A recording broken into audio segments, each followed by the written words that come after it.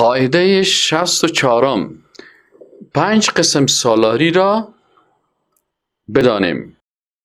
سید کسی که احکام از او اطاعت میشه،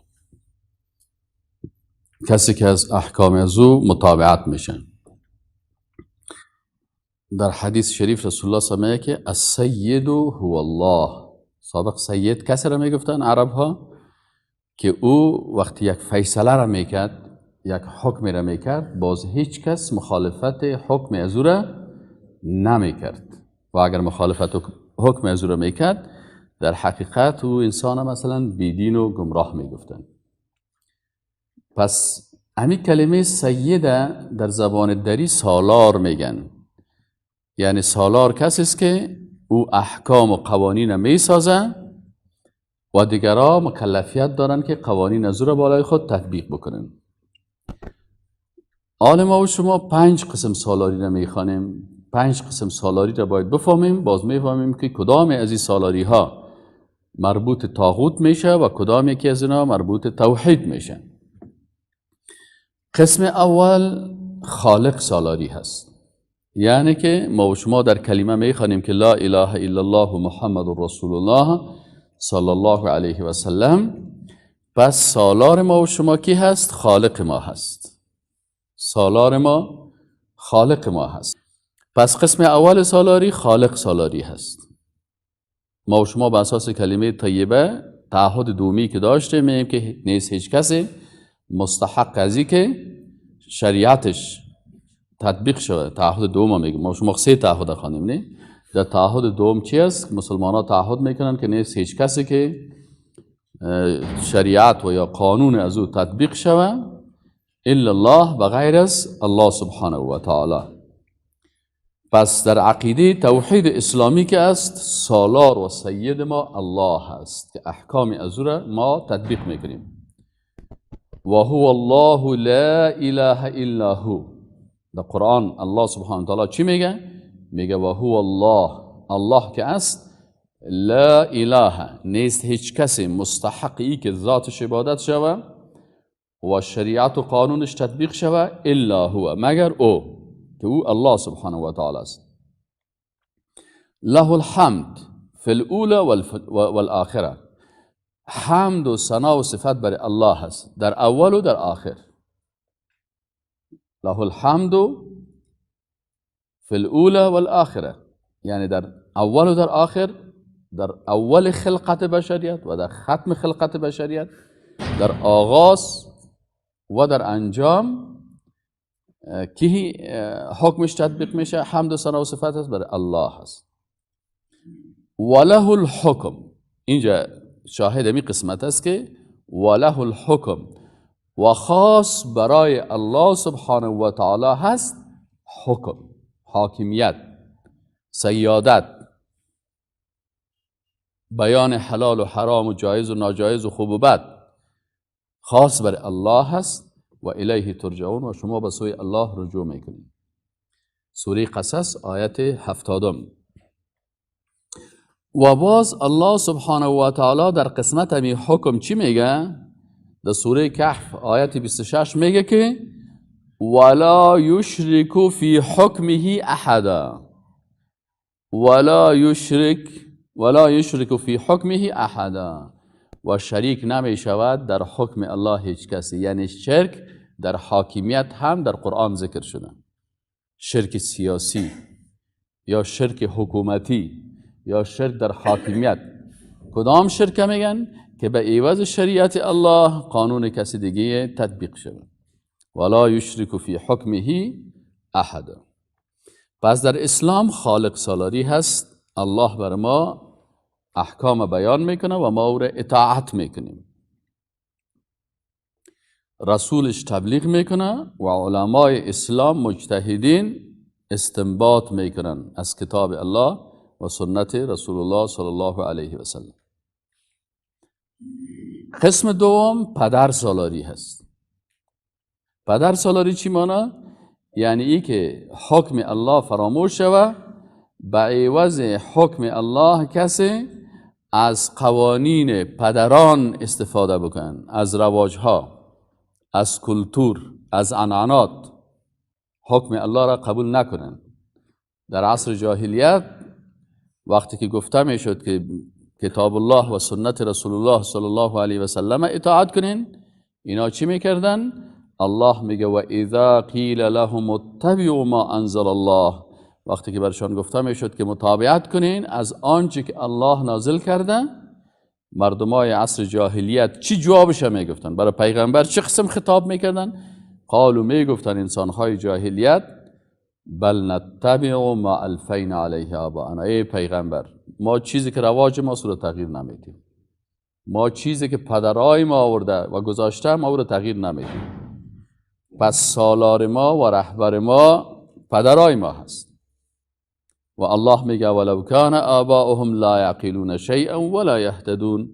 قرآن میگه که آیا پدرایشان شما میبینین که لا یعقلون شیئا، نه عقل داشتن و نه هم هدایت شده بودن. سوره بقره آیت 170 امی پدر سالاری را بیان میکنه. سوره بقره آیت 170.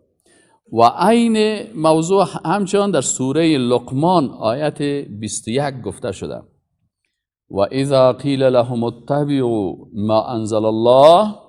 باز هم جاهلا را بیان میکنه که مردم عصر جاهلیت استدلالشان چی بود وقتی برشان گفته میشد که از ما انزل الله متابعت کنید؟ قالو میگفتن بل نتبع ما وجدنا علیه آباءنا، بلکه ما متابعت میکنیم آنچه را که پدرای ما او یافتیم، چیزی که از رواج و کلتور و عنعنات از پدرای ما مانده ما از او متابعت میکنیم. سالار ما و نمو پدران ما هست، نیاکان ما هست. اولو کان الشیطان، و باز این آیت الله میگه اولو کان الشیطان یدعوهم الی عذاب السعیر، آیا شیطان چونی نیست که اینا را دعوت میکنه به طرف چی؟ عذاب دوزخ. پس الله میگه که وقتی اینا این استدلال میکنن، این استدلال مردم جاهلیت که پدر سالاری میکردند و رواج پرستی و عادت پرستی و عنعنه پرستی بود، این یکی از چالهای شیطان است که اینا را به طرف آتش دوزخ دعوت میکنه. این قسم دوم بود که پدر سالاری بود. قسم سوم احبار سالاری است. احبار در درس‌های گذشته هم شما متوجه شدین که احبار جمع حبر است. اصلا حبر در زبان عربی رنگ قلم میگن، محبره بوتل رنگ میگن. چرا علما را حبر میگن؟ به خاطر که علما زیاد چی استفاده میکردن؟ قلم استفاده میکردن، رنگ استفاده میکردن. پس اینا را حبر میگفتن. احبار در حقیقت علمای یهود بودن که با وجود از این که علم داشتن، دانش داشتن، اهل کتاب بودن، لکن بسیاری اوقات کسایی که عالم می باشه، دانشمند می باشه، احکام هم می فهمه، ولی در بعضی حالات امی خواسته های نفس، مال، متوجه هستین؟ حب الدنیا رأس کل خطیه، محبت دنیا، کراهیت موت، چوکی، مقام، پیسه، این خواسته های نفسانی سبب از این میشه که عالم بسیار بزرگی که حبر است این گمراه شود. اینال یک تعداد از علمایی که در دربارها زندگی میکردن، خواهشات بسیار زیاد داشتن، اینا به خاطر رضایت امو تواغیتی که ضد شریعت الله حکم میکنن، علما را استخدام میکردن و بر از اینا میگفت که بر ما شما چی پیدا کنین؟ آیت و حدیث پیدا کنین. اکثرا یک نفر است، مثلا ما استادایی داشتیم در مدرسه، علمایی بودن، ما در مدرسه دارالعلوم درس میخوانیم که مثلا چند استاد داشتیم، یک کسش مولوی عیسی نام داشت، محمد عیسی، یادم میاد بسیار سفید بود، یعنی تقریبا 60-65 ساله انسان بود، یک بایسیکل داشت، سر بایسیکل میمد. یک مولوی صاحب دیگه مولوی بسم الله نام داشت، از وردک بود، بسیار عالم بزرگ بود. ولی بیچاره جراب های یک رنگ خریده نمیتونست. در صنف ما با جراب های درنگه میامد. استاد دیگه داشتیم، مولوی صاحب بسم الله از وردک بود، مولوی صاحب عبدالباقی، مولوی صاحب محمد عیسی از ارغندی بود، مولوی صاحب پیشتر نامش چی گفتم؟ اسپغمان بود. یعنی علمایی بودن که با ریشای سفید در مدرسه دارالعلوم عربی کابل 30 سال پیش براتون قصه میکنم، سر بایسکل میامدن. اما شما بعضی اوقات شما سهل میکنین که بعضی از علما هست در جهان اسلام، علمای را دیدم که یک موترش $1,00,000 قیمت داره، خانهش سعی کنی مثلا چند $1,00,000 قیمت داره، بادیگاردا صاحب تا جای نماز کتش میه. علتش چی است؟ او حاکمه که بر از این موتر $20,000 یا $30,000 یا $40,000 میته، در مقابل چی برش میته؟ در مقابل دین فروشی برش میته، تا حکم الله را تغییر بده، ضد شریعت الله قانون از او را تایید کنه. و چرا این رقم پیسه میته؟ به خاطر از اینکه عوام الناس که سرچینه عالم سیل میکنه. دید که خوب لنگی داره، بالا پشت داره، خوب چپن کلان داره، خوب ریش سفید داره، خوب مثلا خوب چهره زیبا داره، با سنت برابر است، عالم است. این مردم وقتی که گپ از شنید، خلاص اکثر مردم که از مشکلشان چی است؟ وقتی که ما میگیم که به کتاب الله رجوع بکنین، به سنت رسول الله صلی الله علیه و آله مراجعه بکنین، بازی علما در ذهنیت مردم این قسم می اندازن که شما ترجمه خوانده نمیدید. تو را به صحیح بخاری چی؟ آل بچه‌های خرد صحیح بخاری میخوانن، تو را به صحیح بخاری چی؟ تو را به تفسیر چی؟ تو را به ترجمه چی؟ خیلی ما چی کنیم؟ شما هیچ نخوانین، ما براتون میگیم. اینه بازو چون کتاب الله و سنت رسول الله رو نمیفهمن، باز اونا از اینا اطاعت میکنن. اینا هر چیزی که اینا حرام ساختن اونا میگه حرام است.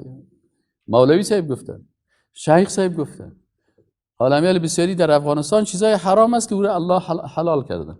شما برین یک کفتر شاید شمشیر رو ذبح کنین، ببین کلگی میکشیتون یا نمیکشن؟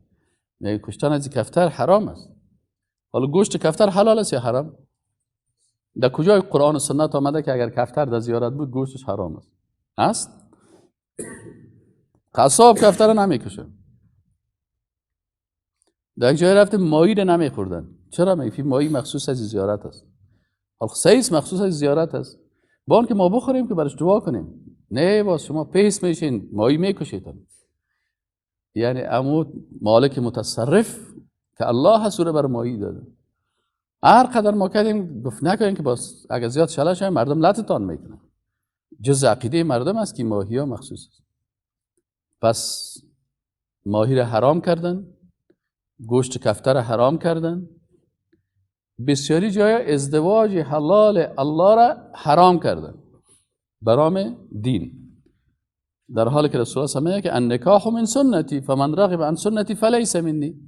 کسی که نکاح نمیکنه جوان، پیغمبر میگه هیچ از امت من نیست. به خاطر از اینکه دروغ میگه، نکاح صحیح شرعی نمیکنه، باز خواسته های نفسی خود با حرام اشباع میکنه. نفس خدا را میگه نفس ما کشتیم، دروغ میگه. کجا نفس تا کشتی؟ پیغمبر نفس خدا کشته نتونست، صحابه نفس خدا کشته نتونست.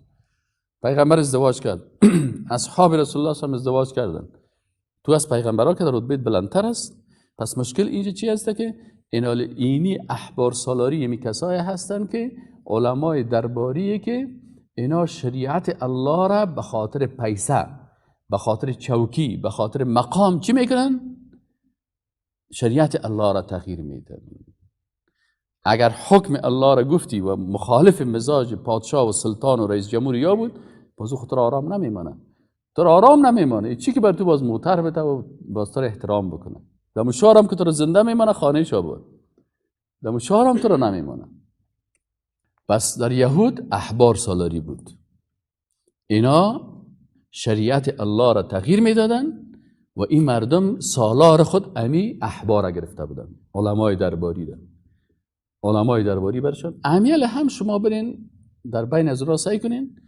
مثلا علمای یهود هستن مویای دراز دراز ماندن، در کجای کتاب از اونا هست که شما برین انسانها و بشریت قتل بکنین، بمباردمان بکنین؟ کتاب تحریف کردن، تغییر دادن. اینال ای احبار سالاری بود. و آیت قرآن هم دیروز ما و شما خواندیم که اتخذوا احبارهم و رهبانهم اربابا من دون الله. در حالی که باز در خاتمی آیت چی میگه؟ و ما امروا الا لیعبدوا اله واحدا. در خاتمی آیت باز میگه که اینا امر نشدن. سوره توبه آیت 31 شما بخونین، دو الله میگه که و ما امروا، اینا امر نشدن الا مگر لیعبدوا، تا اینا عبادت بکنن و اطاعت بکنن اله واحدا، از معبود یگانه. اما اینا هر عالم معبود خود ساخته بودن، پرستش میکردن. لا اله الا هو سبحانه عما یشرکون. الله سبحانه و تعالی میگه سوره توبه آیت 31 لا اله الا هو، نیست معبودی که ذاتش عبادت شود و شریعتش تطبیق شود الا هو، بغیر از الله سبحانه، پاکیست مر او را، اما از آنچه که یشرکون، اینا شریک میگردانند. علمای خدا با الله شریک ساختن. شرک در تشریع، شرک در تقنین. قسم سوم، قسم چهارم رهبان سالاری هست. رهبان جمع راهب میگن. و راهب در نصرانیت کسایی هستند، راهب و راهبه در کلیسا هستند که اونا چی کار میکنن؟ اونا به نام ازی که ما ترک دنیا کردیم در جامعه زندگی نمیکنن، در بین کلیسا زندگی میکنن. در بین کلیسا هم عبادت میکنن و هم در کلیسا استراحت میکنن. در زیرخانه‌های کلیسا ببینید لیلیه ها جور کردن. اینالیا به نام راهب و راهبه ازدواج میگه ما نمیکنیم. باز همین راهب و همین راهبه باز اینا در عقب مردم که رفتن، باز اینا چی میکنن؟ با گناه ها چی میشن؟ مرتکب گناه های خطرناک میشن. زنا، قتل، دروغ، فریب، همه ای کارا را باز میکنن. اینی راهبا که هستن، اینا شریعت الله را تغییر دادن. شریعت الهی که استمرار نسل بشریت است. ازدواج برای چی است؟ نسل بشریت باید ادامه پیدا بکنه.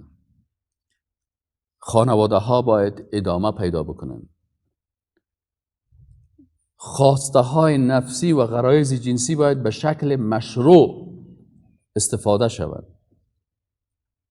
نسب باید معلوم باشه. اینا تمام احکام الهی که در راستای ازدواج است یارو چی کردن؟ شکستاندن. این امروز شما در بسیاری از کلیساها ببینید در امریکا و اروپا فعلا کلیساهایی به نام هوموسکشوالیتی. هوموسکشوالیتی کلیساهایی مخصوص انسانهایی که با هم جنس خود ازدواج میکنن.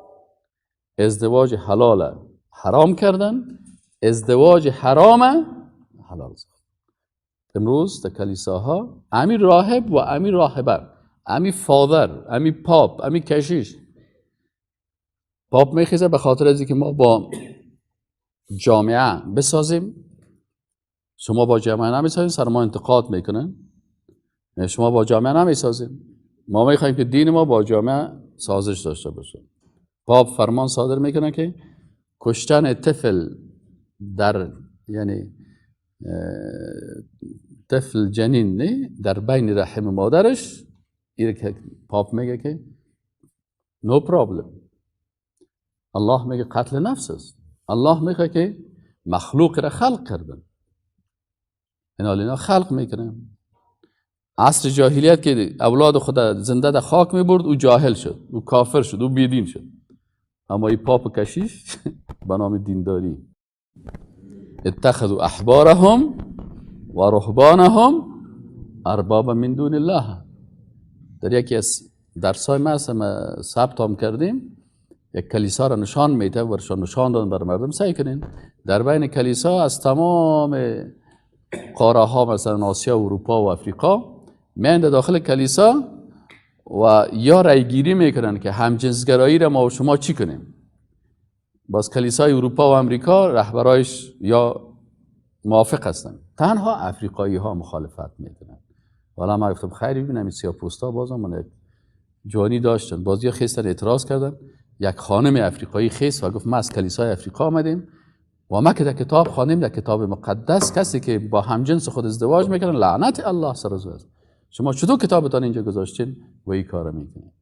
و امیال هم تحریف کتاب تورات و انجیل استمرار داره در عصر امروزی.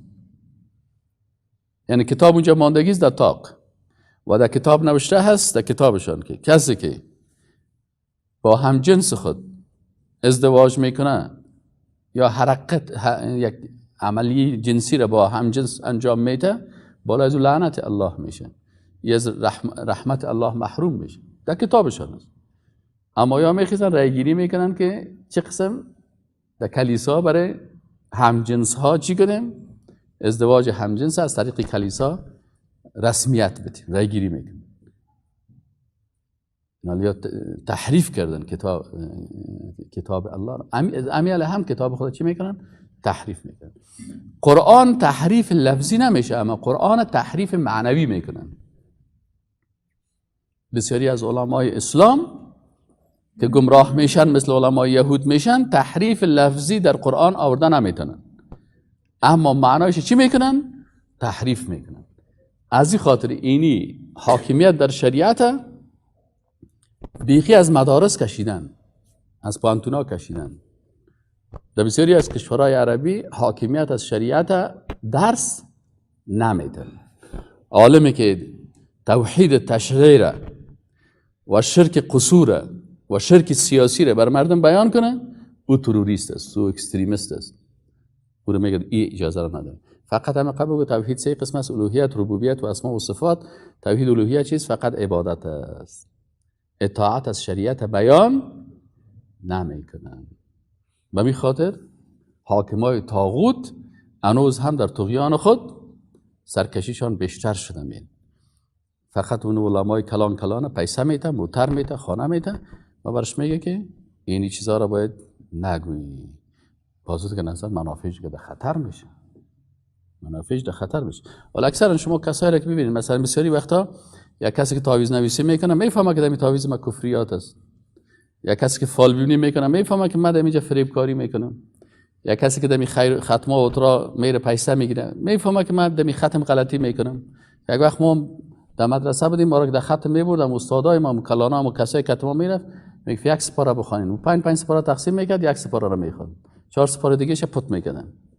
میفهمیدیم که همین غلطی هست، فریب و فریب کاری هست.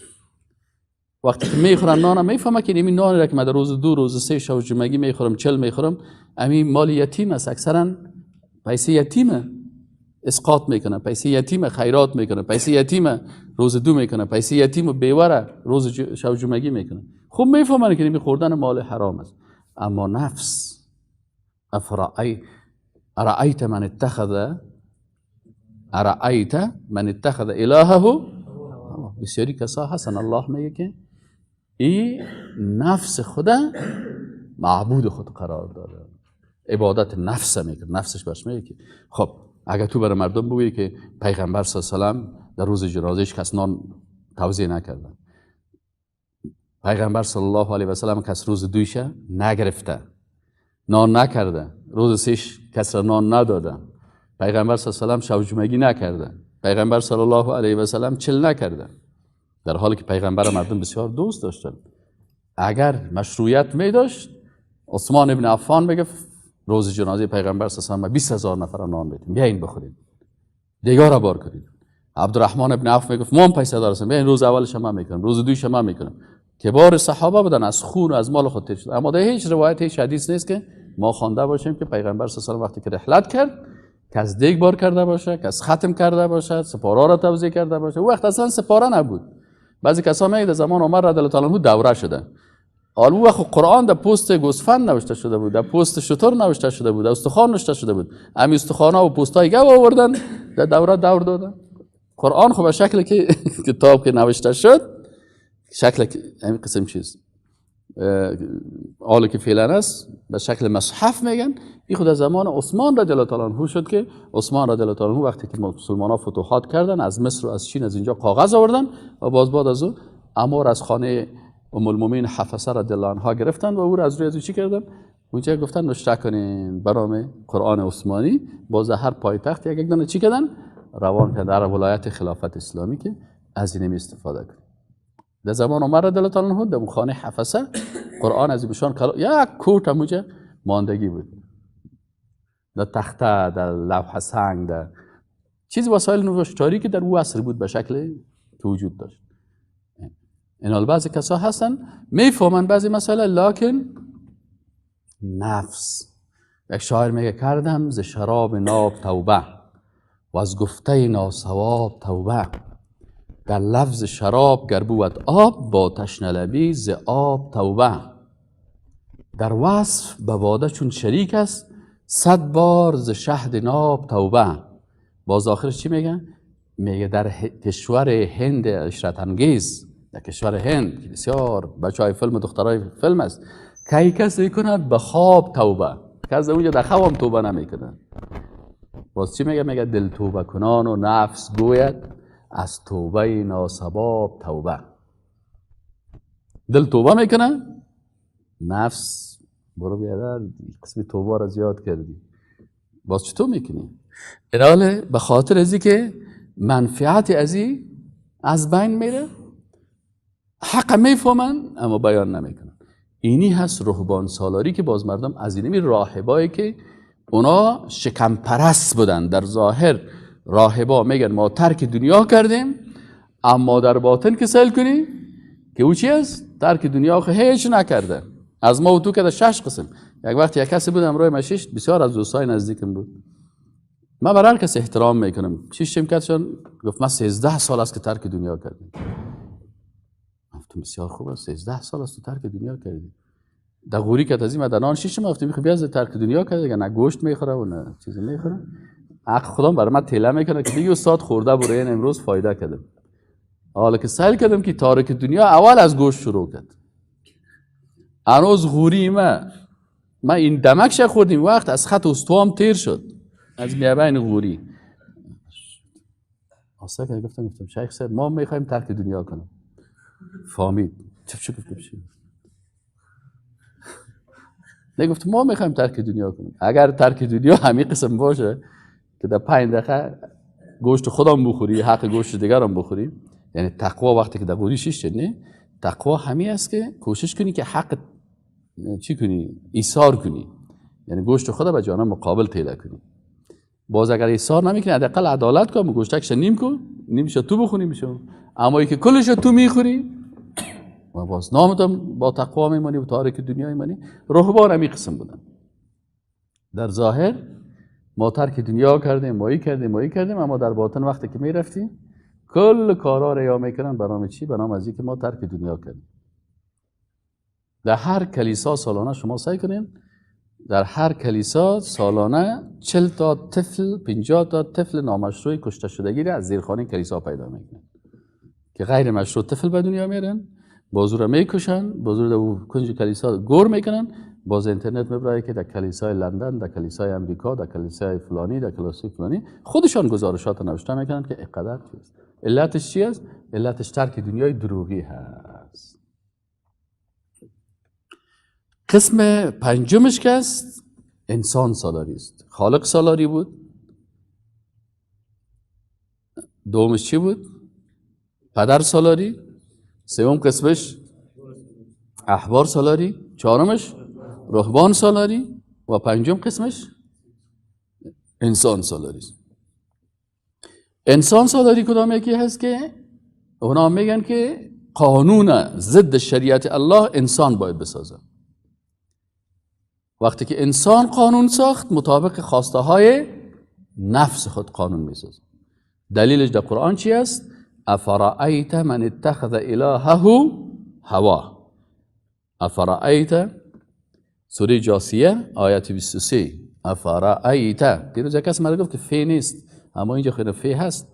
من کسی گفت که ارأیت من اتخذ است، من افرأیت میخواندم. اما این خود قرآن اما ترسنه از قرآن پیشتان فی داره نه؟ فی داره دیگه. یگانه که راهنمایی میکنه خودش به قرآن مراجعه نمیکنه. افرأیت من اتخذ الهه هوا. برای پیغمبر میگه که ای پیغمبر صلی الله علیه و آیا ندیدی من کسی را که اتخذ اله گرفته است الهه. اله هم شما گفتیم کسی است که ذاتش عبادت میشه، قانون و شریعتش تطبیق میشه. الله میگه شما ندیدین کسانی را که اله خود کی را گرفته؟ معبود خود که ذاتش عبادت میکنه و قانونش تطبیق میکنه. چی را گرفته؟ نفس خدا. پس اینجا کس نفس خدا رکوع نمیکنه، نفس خدا سجده نمیکنه، بلکه خواسته های نفس تطبیق میکنه. بعضی کساس متوجه باشین، این قاعده رو یاد بگیرین برای اهل علم. شما که طلبه علم هستین، برای ما و شما ضرور است که ما و شما درست بفهمیم که بعضی اصطلاحات فریب میتن ما و شما را. شما مؤثرین هستین در پوهنتون و جوانا، امروز به نام آزادی اکثر جوانا را فریب میتن. یک کسی میگه من آزاد هستم. چی من آزاد هستم؟ میگه من هیچ دین پیروی نمیکنم، من آزاد هستم.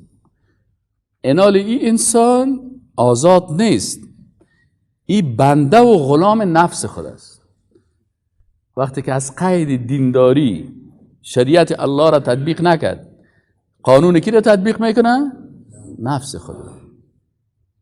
یک شاعر است بسیار خوب، می غلامی نفس بسیار خوبش در شعر گفته. من یک وقت زیاد شعر حفظ میکردم، حافظه‌ام خوبش بود. هیچ کس مرا نگفت که واسه شعر قرآن حفظ کو. اگر ما قرآن حفظ میکردیم حالا خوب مکمل حافظ قرآن بودم. سر ما کل شعرها رو قدر حفظ کردیم که به هر چیزی که شعرها رو سر ما حفظ کرده بودن. گلستان سعدی رو مکمل حفظ کرده بودیم، کتابای دیگه چیز. بر صورت به درد میخوره، خوب است، بد نیست. در استدلال کردن بعضی از شاعرها بسیار خوب مفهوم میرسانن. بعض اشتباهات هم داره، الله اشتباهاتشان رو ببخششانه، لکن در جاهایی که خوبش میگه از خوبش استفاده میکنیم، بر اشتباهشان برشان مغفرت میخوایم و میگیم که اینجا اشتباه هست، چون اونا معصوم نیستن، انسان هستن مثل ما و شما و هر شاعر و هر نویسنده. یک شاعر بسیار خوبش میگه این طرفه حکایت است بنگر. باز می بیتی که شاهد می باز براتون میگم رو نوشته کنین، کلش نوشته کردن نمیتونین. این کلام قصیده از سور خوب ما حفظ کرده بودم. میگه این طرفه حکایت است بنگر، روزی ز قضا مگر سکندر. قصه سلطان سکندر میکنه، میرفت و هم از سپاه با او، آن حشمت و ملک و جاه با او. ناگه ز خرابه گذر کرد، پیر ز خرابه سر بدر کرد. میگه در یک خرابه تیر میشد، دید که همینجا یک ریش سفید آدم در یک خرابه هست. پیر ز خرابه سر بدر کرد. پیر نچو آفتاب پر نور، پیر نچو آفتاب پر نور، در چشم سکندر آمد از دور. اسپران بدان مغاک چون گور، پیر از سر شغل خود نشد دور. سلطان سکندر وقتی که تیر میشه، سلطان سکندر وقتی که تیر میشه میبینه که یک انسان ریش سفید اونجا شیشتگی است، اسب خود به طرف همون پیر میکنه. اسپران بدان مغاک چون گور، پیر از سر شغل خود نشد دور. و آدم ریش سفید دیگه نه در قصه ازی شد که تو سلطان هستی، تو پادشاه هستی، تو قصر داری، تو چی داری، از او هیچ دور نشد. در اینجا میگه سکندر بسیار به خشم میه و برش میگه که ناگه سکندر میه و بسیار صد خشمش برش میگه که بهر چی نکردی احترامم، بهر چی نکردی احترامم، آخر نه سکندر است نامم. چرا احترام مرا نکردی؟ نمیفهمی که من سلطان سکندر هستم؟ باز برای پیر چی میگه؟ میگه دانی که منم به بخت پیروز، فرق همه عالم هستم امروز. موت شخص هستم که امروز بخت یاری کتم نکردم، فرق کل عالم هستم.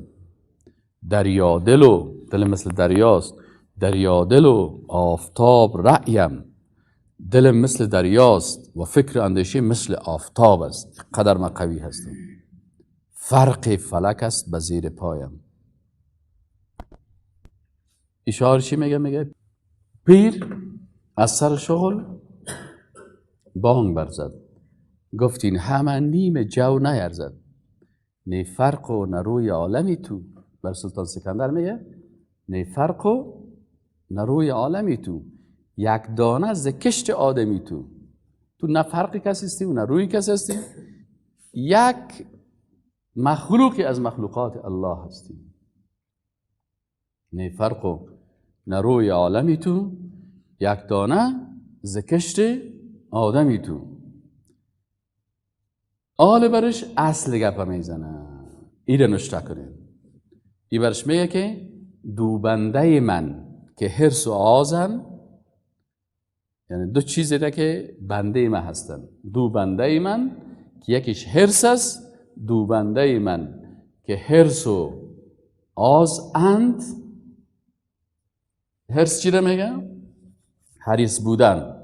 آز چی رو میگن؟ خواسته های متکبرانه نفس. دو بنده من یعنی من امو حرص خودم و امو خواسته های نفسی خودم بنده خود ساختیم، تحت تاثیر خود گرفتیم. دو بنده من که حرص و آزن، بر تو همه عمر سرفرازن. یعنی بر سلطان میگه که او دو چیزی که ما او را بنده خود ساختیم، غلام خود ساختیم، من سر از اونها حاکمیت میکنم، حرص و آز است. امو دو چیز تو را غلام خود ساخته، تو غلام از دو چیز هستی. فهمیدین مقصدشه؟ نه فهمیدین؟ یک نفر از خواسته های خود تحت تاثیر خود آورده، خواسته های نفسش غلامش است. یک نفر دیگه هست که زیر خواسته های نفسی رفته، او غلام چی است؟ خواهشات نفس است. فرق است بینشان یا نه؟ باز نفهمیدین؟